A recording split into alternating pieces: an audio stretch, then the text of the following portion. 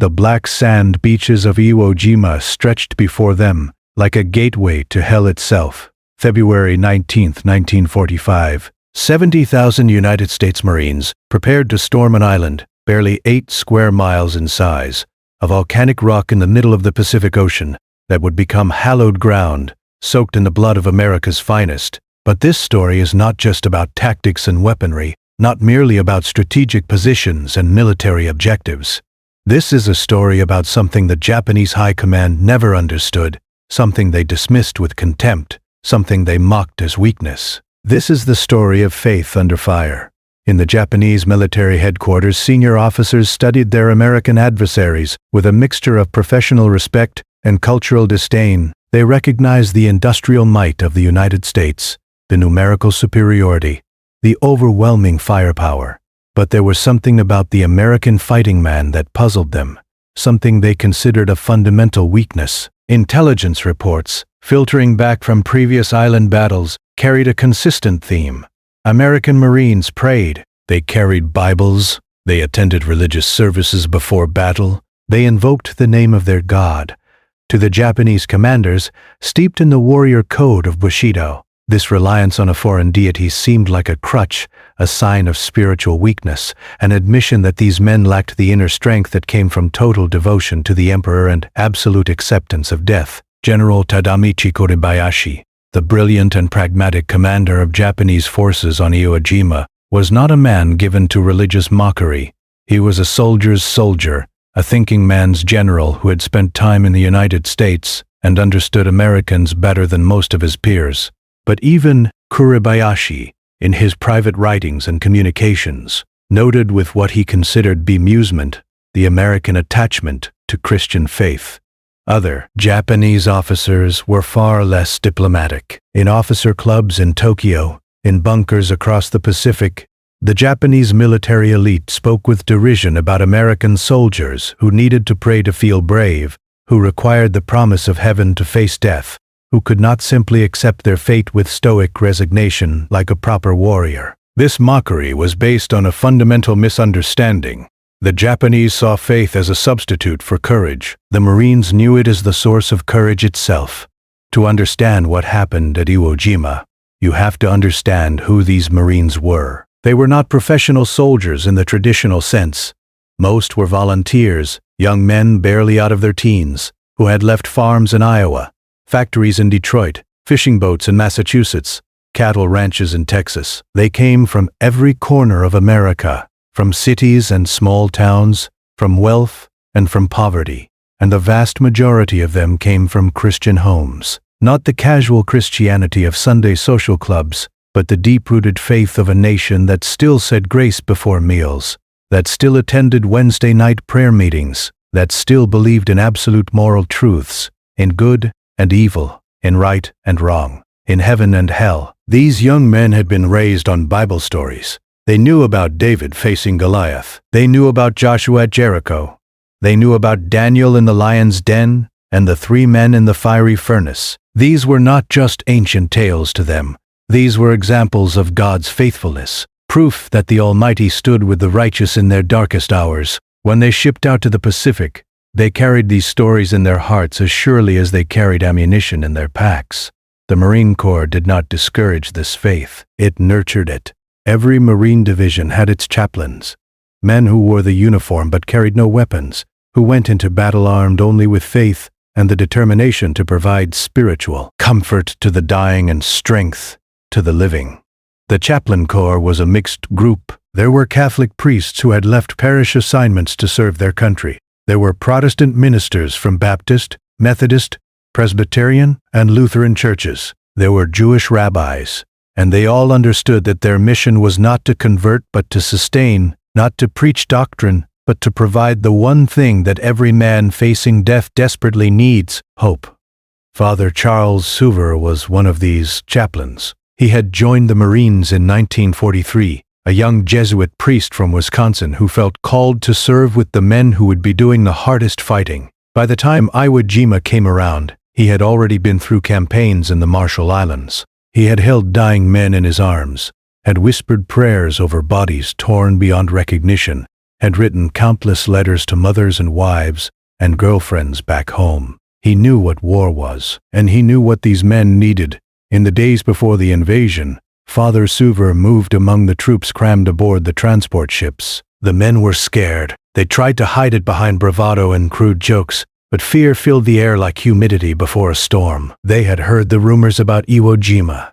They knew it was going to be bad. The island was small, heavily fortified, defended by Japanese troops who had nowhere to retreat. This was going to be a fight to the death, and everyone knew that many of them would not be coming back. Father Suver did not offer them empty platitudes. He did not promise them that God would protect them from bullets, that faith would serve as armor against artillery shells. That would have been a lie, and these men deserved better than lies. Instead, he offered them something more substantial. He reminded them why they were fighting. He spoke about the nature of evil, about the reality of an enemy that had committed unspeakable atrocities across Asia, that had bombed Pearl Harbor, that had tortured and murdered prisoners of war, that had to be stopped. He reminded them that there were causes worth dying for, that laying down one's life for friends was the highest form of love. And he reminded them that death was not the end, that God had promised eternal life to those who believed, that whatever happened on that island, their souls were secure. The Protestant chaplains carried the same message. Lieutenant Roland Gittelson, a Jewish rabbi serving with the 5th Marine Division, would later speak of the unity of purpose among the chaplains. They represented different traditions, different theological perspectives, but they all understood that their mission was identical. Give these men something to hold on to when everything else falls apart. On the night before the invasion, religious services were held throughout the fleet. Catholic Mass was celebrated on the decks of transport ships, with makeshift altars, and the Pacific wind whipping at the priest's vestments. Protestant services gathered men in circles, singing hymns that their grandmothers had sung, songs about amazing grace and mighty fortresses and rocks of ages. Jewish services honored the traditions that had sustained a people through millennia of persecution and survival.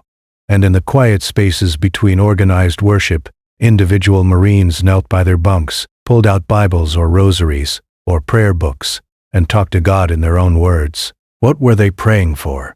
Some prayed for protection, asking God to bring them home safely. Some prayed for courage, asking for strength to do their duty without shame.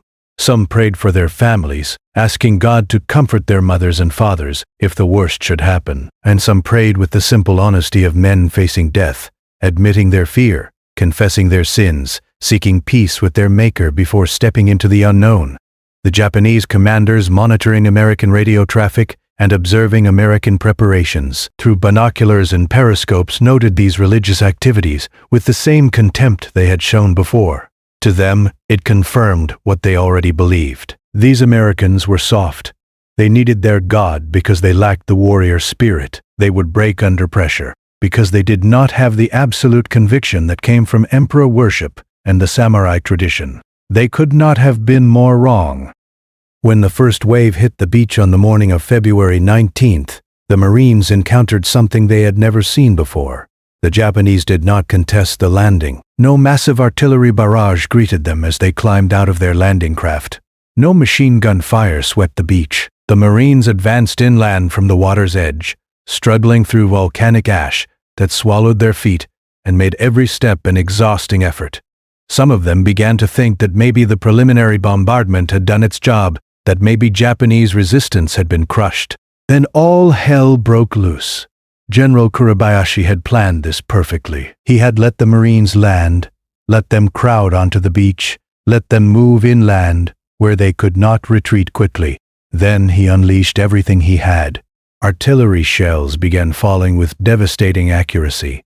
Machine guns opened up from concealed positions. Mortars rained down from the high ground, and the Marines discovered that they were trapped in a killing zone, caught between the ocean behind them and an enemy they could not see in front of them. The black volcanic sand that had made movement so difficult now became a nightmare. They could not find stable firing positions. Wounded men struggled to crawl through the ash that seemed determined to swallow them, and the Japanese fire kept coming, relentless, accurate, murderous. This was when faith stopped being abstract and became desperately, urgently necessary.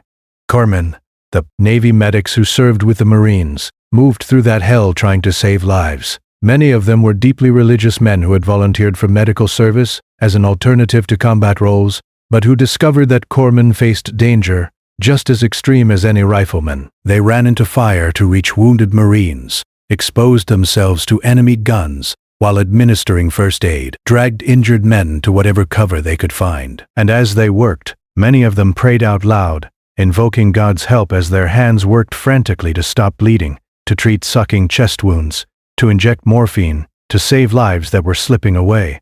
Private First Class Jack Williams was a corpsman with the 3rd Marine Division. He had been raised in a devout Methodist family in rural Tennessee. His mother had made him promise to read his Bible every day, and he had kept that promise even in combat.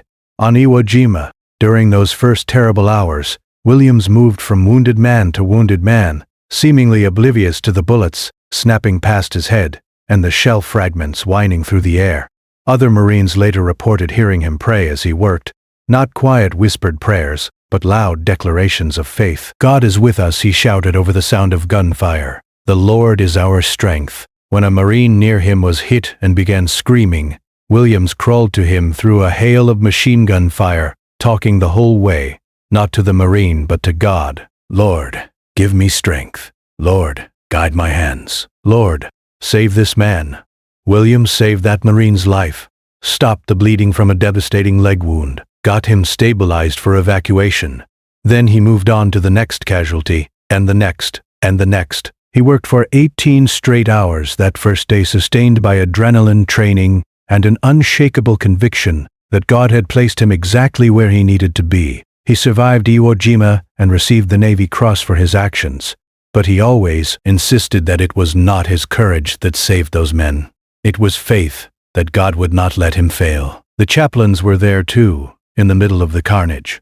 Chaplains were non-combatants, under international law, forbidden from carrying weapons, marked by their insignia and supposedly off-limits to enemy fire. But the Japanese on Iwo Jima were not particularly concerned with international law, and chaplains died alongside the men they served. Father Souver was everywhere during those first days, moving up and down the beach and into the interior, administering last rites to dying Catholics, offering comfort to Protestants and Jews, simply being present in the darkest moments. He later described what he witnessed in those hours. Men who should have broken under the stress did not break. Marines who should have been paralyzed by fear kept moving forward. Soldiers who had every reason to give up kept fighting.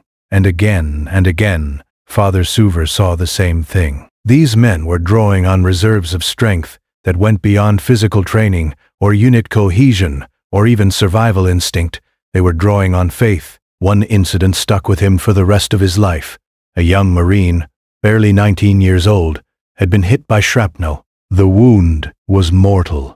No corpsman could save him, and he knew it. Father Souver knelt beside him in the volcanic sand while bullets kicked up black ash around them. The dying Marine looked up at the priest and said something that Father Souver would never forget. "Father, I'm scared, but I know where I'm going. Tell my mom I wasn't afraid to die." Then he smiled, actually smiled, and a moment later he was gone. That was not bravado. That was not machismo. That was faith, and it was repeated thousands of times across that hellish landscape. The Protestant chaplains reported similar experiences. Men facing death with a peace that defied rational explanation. Soldiers who should have been in shock from their wounds instead reciting the bad 23rd Psalm. Marines who knew they were dying, asking the chaplain to make sure their buddies knew about Jesus. In the midst of industrial-scale violence, in conditions that should have reduced men to animals fighting for survival, faith kept them human. Meanwhile, in the Japanese bunkers and tunnels that honeycombed the island, the defenders watched and tried to understand what they were seeing. They had expected the Americans to break. They had expected panic, disorder, retreat. They had inflicted catastrophic casualties on the first day. The beaches were littered with American dead and wounded. Landing craft were burning. Tanks were disabled. By any rational calculation, the invasion should have stalled. But it did not stall. The Marines kept coming. Wave after wave of landing craft disgorged more troops onto those killing beaches. Marines climbed over the bodies of their fallen comrades and pushed inland. They took devastating losses and kept attacking. They encountered resistance that would have stopped any army in history. and they ground forward anyway.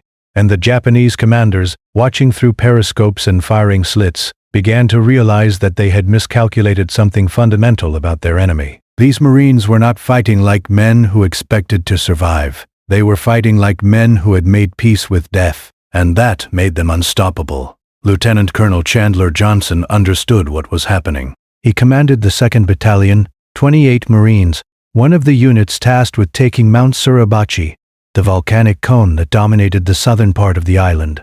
Johnson was a deeply religious man, a Christian who read his Bible regularly and encouraged his men to attend chapel services. He was also a hard-bitten combat veteran who knew exactly what war demanded. In the days before the landing, he had told his officers that their faith was not a luxury or a comfort, it was a weapon. Men who know they are right with God fight differently, he said. They are not reckless, but they are not paralyzed by fear either. They can look death in the eye and keep doing their job. Johnson's battalion faced some of the worst fighting on Iwo Jima. Mount Suribachi was a fortress, riddled with tunnels and bunkers, defended by Japanese troops who had sworn to die at their posts. Taking it required the kind of courage that seems superhuman from a distance but was simply what was necessary up close. Marines had to advance across open ground swept by machine gun fire. They had to climb steep slopes while grenades rained down on them. They had to fight their way into bunkers and tunnels where the enemy waited in the darkness. And they did it, foot by bloody foot, yard by yard, because they refused to quit. On the 4th day of the battle, Johnson's men reached the summit of Suribachi. They raised an American flag, a moment that was photographed and became one of the most iconic images in American history. But the famous photograph, taken later that day when a larger flag was raised, captured only a moment. It did not show the hours of brutal fighting that made that moment possible. It did not show the men who died getting to that summit. It did not show the faith that sustained the survivors. Johnson himself was killed 3 weeks later, not on Suribachi, but during the continued fighting in the northern part of the island. A shell fragment caught him, and he died almost instantly. But before he died, he had written a letter to his wife that was later found in his belongings. In it, he described what he was witnessing among his Marines. He wrote about men who prayed before going into battle and sang hymns in their foxholes at night. He wrote about the chaplains who risked their lives to be with the troops. He wrote about his own faith, his own certainty, that whatever happened to him, his soul was secure. "I am not afraid," he wrote. "God is with us here, just as he is with you there. If I fall knowing that I served a righteous cause and that I will see you again in heaven." That letter was published in newspapers across America after Johnson's death. It became famous not because it was unique, but because it was typical. Thousands of Marines on Iwo Jima felt exactly the same way.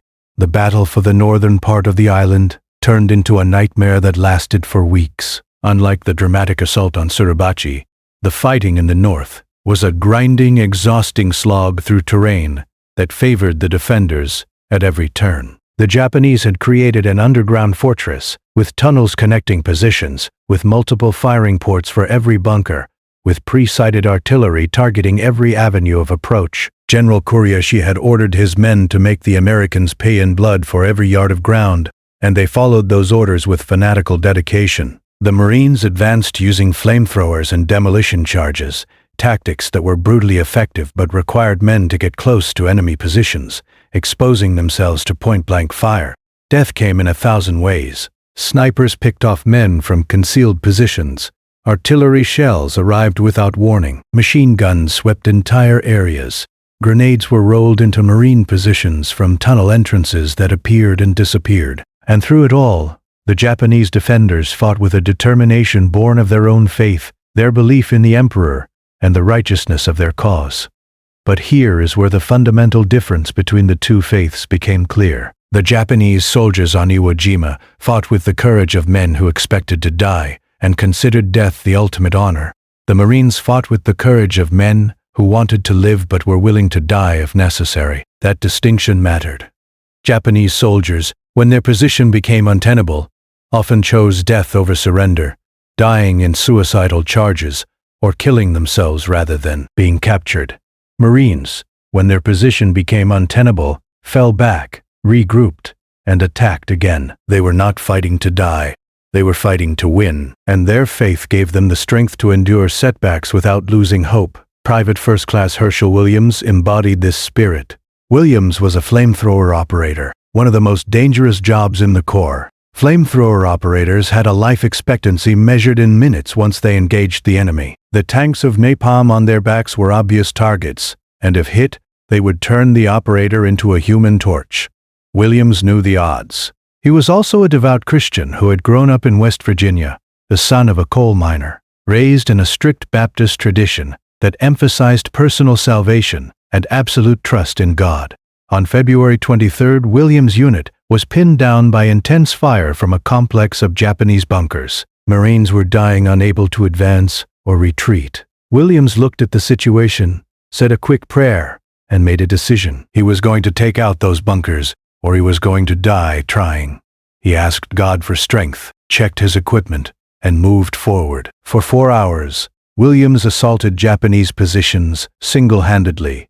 He would approach a bunker, spray napalm through the firing ports, wait for the screams inside to stop, then move to the next position. Enemy fire concentrated on him. Bullets snapped past his head. Grenades exploded around him. Other Marines tried to provide covering fire, but Williams was often exposed, completely vulnerable, an obvious target. He should have died a dozen times. He did not die. He kept going, position after position, until the entire enemy complex was destroyed and his unit could advance. Williams received the Medal of Honor for his actions that day. When asked later how he had maintained his courage during those 4 hours, his answer was simple. "I prayed the whole time," he said. "I talked to God constantly, asking Him to steady my hands, to keep my equipment working, to protect me so I could finish the job. I was scared out of my mind, but I knew God was with me. I could feel it." This was not isolated. Story after story from Iwo Jima follows the same pattern. Corporal Tony Stein, who made multiple trips across open ground to rescue wounded Marines and resupply his unit with ammunition, carrying a machine gun he had improvised from an aircraft weapon. He was Jewish, deeply committed to his faith, and he told his buddies that he knew God was protecting him because his mission was not complete. He survived the rescue missions, but was killed later in the battle, shot by a sniper, while trying to repair a communications line. His last words were a prayer in Hebrew. Sergeant Darrell Cole, a machine gun squad leader who destroyed multiple Japanese positions in a single day, despite being wounded multiple times. Cole was a quiet Christian who rarely spoke about his faith, but who read his Bible every night and attended every chapel service his unit held. When a grenade landed in his position, he threw himself on it, sacrificing his life to save his squad. Other Marines reported that in the seconds before the grenade exploded, they heard him say, "God, take care of my family." Private First Class Douglas Jacobson, who fought his way through Japanese lines with a bazooka and grenades, destroying enemy positions and capturing crucial ground. Jacobson was Lutheran, raised in a tradition that emphasized justification by faith alone. He later said that during the battle, he felt a profound sense of peace, a certainty that whether he lived or died, he was in God's hands. That peace gave him the freedom to act without hesitation, to take risks that would have been unthinkable if he had been fighting for his own survival alone. The list goes on and on. Pharmacist's mate George Wallen, a Mormon who refused to carry a weapon, but repeatedly exposed himself to enemy fire to treat wounded Marines. Platoon Sergeant Joseph McCarthy, a Catholic who led his unit in prayer before every attack, and who personally knocked out multiple Japanese positions despite being wounded. Captain Robert Dunlap, a Presbyterian who kept a pocket New Testament in his uniform and who led his company through some of the fiercest fighting on the island. These men all received the Medal of Honor, America's highest military decoration, for their actions on Iwo Jima, but they represent hundreds of others who showed the same courage, the same determination, the same faith-driven strength. And collectively they proved something that the Japanese commanders had never understood. Faith was not a weakness. It was the source of a strength that could not be broken by any amount of enemy fire. The chaplains documented this phenomenon in their reports and letters.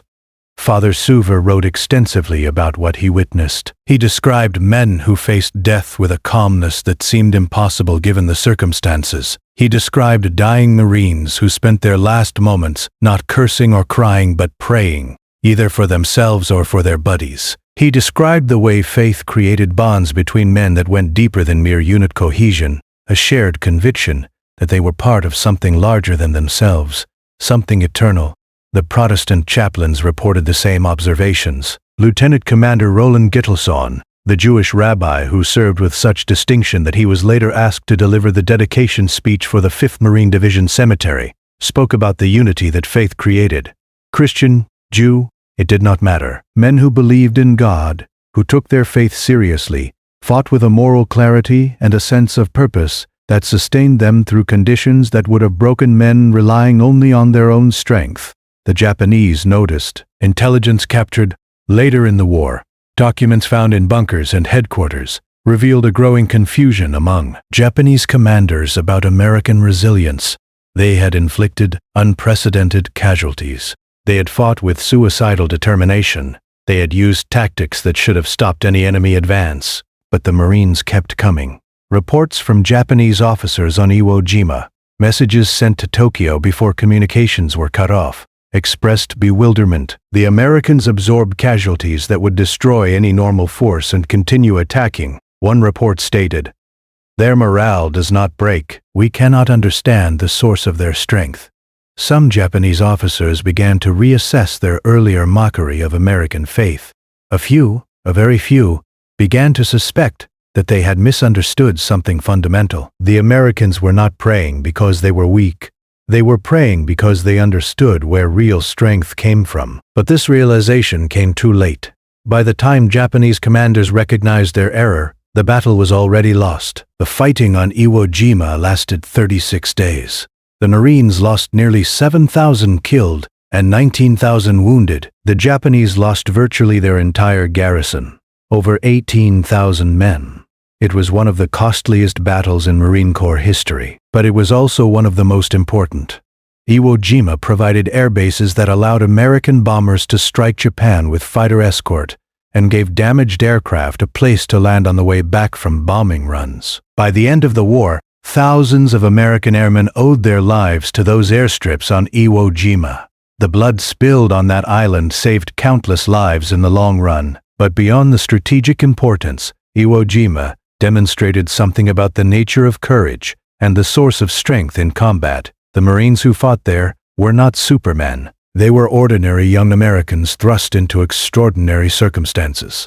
What made them extraordinary was their faith, not faith as a substitute for training or tactics or firepower, but faith as the foundation that made everything else possible.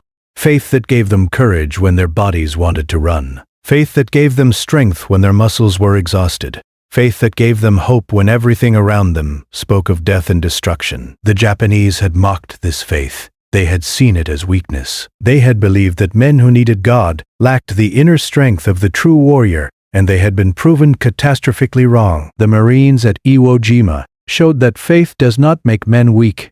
It makes them unbreakable. After the battle, when the island was finally secured, memorial services were held. The chaplains who had survived gathered their units and conducted services of thanksgiving and mourning. They thanked God for victory while mourning the thousands who had not survived to see it. Marines who had not attended religious services before the battle came to these memorial services. Men who had been skeptical about faith found themselves kneeling in prayer. The experience of combat had stripped away pretense and cynicism. They had seen too much, experienced too much to maintain the casual atheism or agnosticism that is easy in peacetime. They had looked into the abyss, and they had seen that faith was the only thing that made sense of the madness. Rabbi Gittleson's dedication speech for the cemetery became famous. He spoke about the men buried there, Marines from every background, every faith tradition, every part of America. Here lie men who loved America because their ancestors generations ago helped in her founding, he said. And here lie officers and men who loved America because they themselves or their own fathers escaped from oppression to her blessed shores. Here lie officers and men, Protestants, Catholics, and Jews, and their blood has flowed together and shall rest together in holiness and peace. He spoke about sacrifice, about the men who had given everything, but he also spoke about what sustained them. These men have done their job well, he said. They have paid the ghastly price of freedom. If that freedom be once again lost, as it was after the last war, the unforgivable blame will be ours, not theirs. So it is we the living who are here to be dedicated and consecrated. The dedication was not just to honor the dead. It was a recognition that faith had carried these men through hell, and that same faith was now required of those who survived. The battle was over, but the war continued, and beyond the war, the larger struggle between freedom and tyranny, between good and evil, between faith and despair would go on. The story of Iwo Jima spread throughout the military and back home to America. The photograph of the flag raising became iconic, a symbol of American determination and sacrifice. But those who knew the full story, those who had been there or who listened to the accounts of survivors, understood that the image captured only a moment. The real story was about what made that moment possible. The real story was about faith under fire. Veterans of Iwo Jima carried that story with them for the rest of their lives. Many of them became more devout after the war, not less. The experience of combat, rather than destroying their faith, had deepened it. They had seen too much to doubt God's existence. They had experienced His presence too directly in the midst of battle to ever question it again.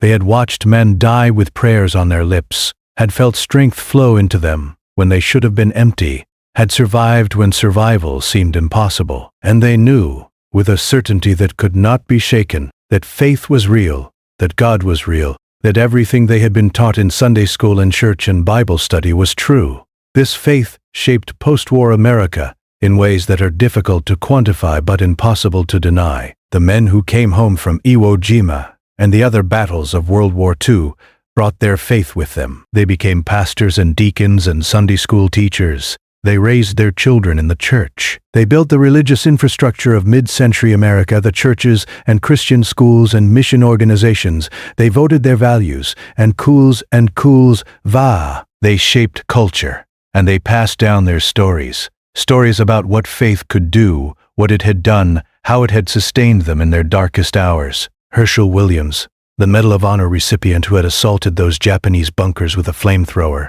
became a traveling speaker after the war. He spoke at churches and schools and veteran gatherings. He always told the same story. He described the fear, the chaos, the death. Then he described the faith that carried him through. "I was not a hero," he would say. "I was a scared kid from West Virginia who knew how to pray. God was the hero. He gave me the strength to do what needed to be done. Without him, I would have died in the first 5 minutes." Jack Williams, the corpsman who had saved so many lives while praying out loud, went to seminary after the war and became a Methodist minister. He served small rural churches in Tennessee for 40 years. He rarely spoke about his combat experiences, but occasionally, when counseling someone going through a crisis, he would share what he had learned on Iwo Jima. "Faith is not about having an easy life," he would say. "Faith is about having the strength to endure when life is hard. I saw men face the worst that war could throw at them, and faith kept them going. Whatever you are facing, it is not worse than Iwo Jima, and if faith could sustain Marines in that hell, it can sustain you in whatever hell you are going through." The Japanese perspective took longer to emerge. In the immediate aftermath of the war, as Japan struggled with defeat and occupation, there was little appetite for examining what had gone wrong. But gradually, as historians began to study the Pacific War, some Japanese scholars started to recognize the mistakes their military had made.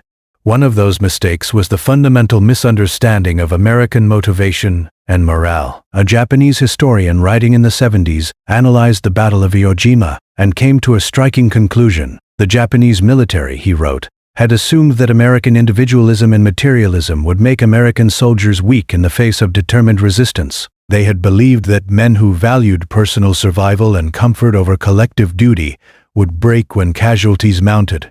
They had mocked American religiosity as proof of this weakness. But they had failed to understand that American individualism was balanced by a different kind of collective commitment, a shared faith that created bonds as strong as any emperor worship. They had failed to recognize that Americans fought not out of fear of shame or devotion to a distant ruler, but out of a personal conviction that they were on the side of right, a conviction rooted in their religious beliefs. And they had failed to appreciate that this kind of motivation, this internalized moral certainty, could sustain men through levels of horror that would destroy morale based solely on external pressure.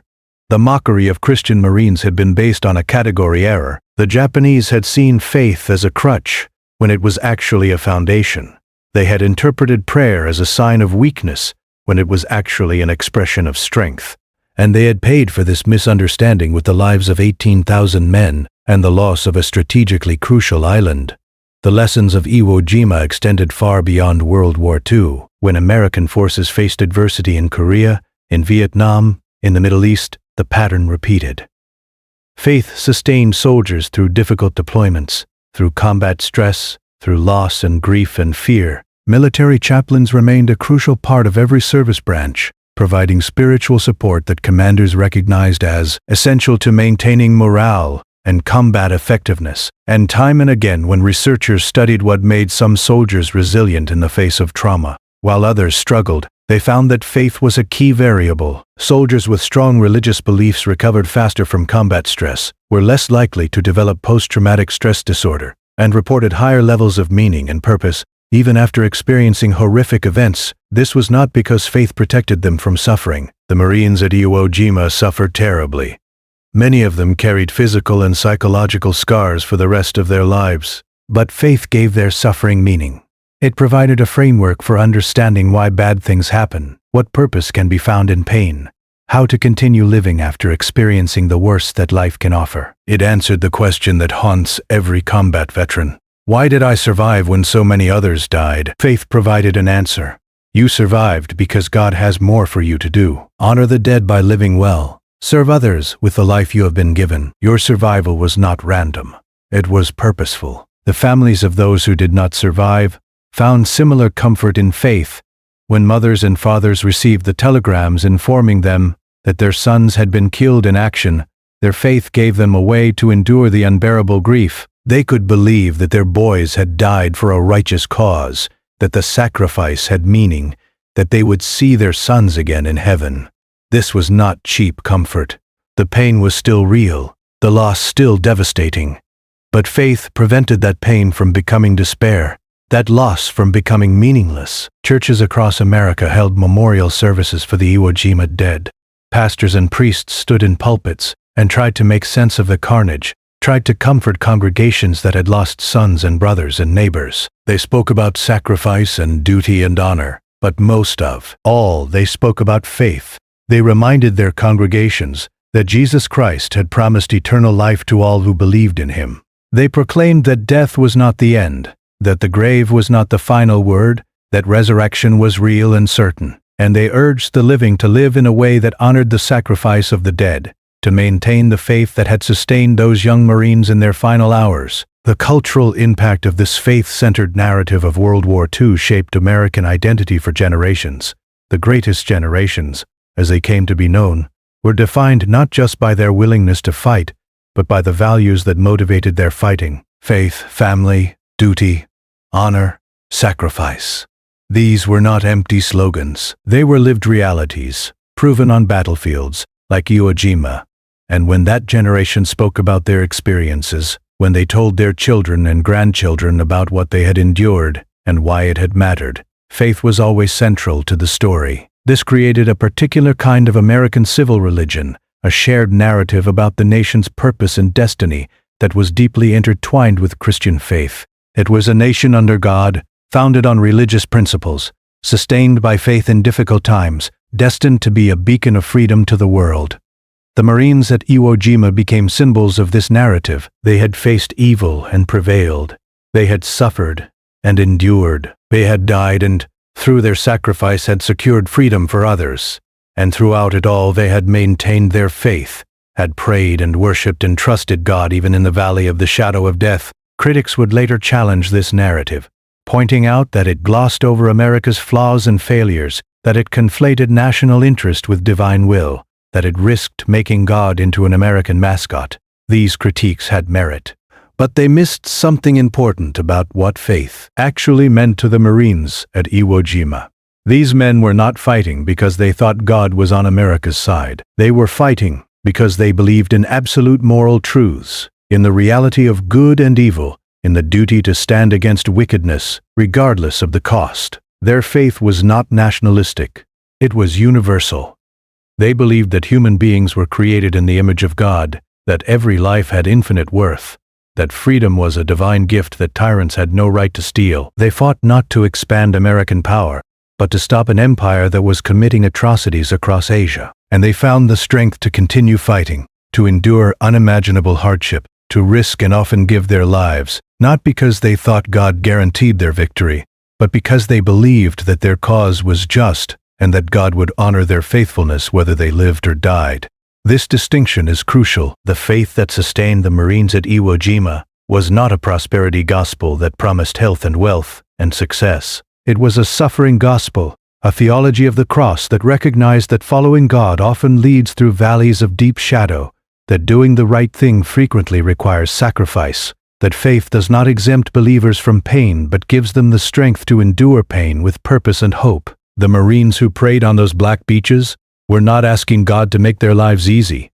They were asking God to make them strong enough to do what was necessary, and that prayer was answered again and again and again, in ways that cannot be explained by training or tactics or equipment, in ways that the Japanese commanders, for all their military expertise, never understood, in ways that continue to inspire and challenge everyone who studies the Battle of Iwo Jima and asks the question, where did these men find the strength to do what they did? The answer is faith, not faith as an abstraction or a theological system, but faith as a lived reality, a personal relationship with God that provided comfort in terror, strength in weakness, hope in despair, meaning in chaos, and ultimately, victory in the face of seemingly insurmountable odds. The Japanese generals had mocked Christian Marines. They had seen faith as weakness. They had believed that prayer was proof of insufficient warrior spirit. They had assumed that men who relied on God could be broken by men who relied on themselves and their emperor. They learned otherwise on the black sands of Iwo Jima. They learned that faith does not make men weak. It makes them unbreakable. It gives them a strength that flows from beyond themselves, a courage that transcends self-preservation, a determination that cannot be shaken by any amount of death or destruction. They learned that men who know they are right with God fight differently, better, with a moral clarity and spiritual strength that no amount of military training can replicate. In the end, the mockery revealed more about those doing the mocking than those being mocked. It revealed a fundamental misunderstanding of what gives human beings strength in crisis. It revealed the limitations of a warrior code based solely on duty and honor and acceptance of death. And it revealed the power of a faith that offers something more than stoic resignation, a faith that offers hope, purpose, meaning, and the promise of eternal life. The Marines at Iwo Jima proved that this faith was not a weakness. It was the ultimate strength. And that truth, paid for in blood on a volcanic island in the Pacific, remains as relevant today as it was in 1945. In a world that still mocks faith, that still sees religion as a crutch for the weak-minded, that still assumes that secular rationalism is superior to religious conviction, the story of Iwo Jima stands as a permanent rebuke. Faith sustained men through hell. Faith gave them the strength to do the impossible. And faith, in the end, proved unbreakable.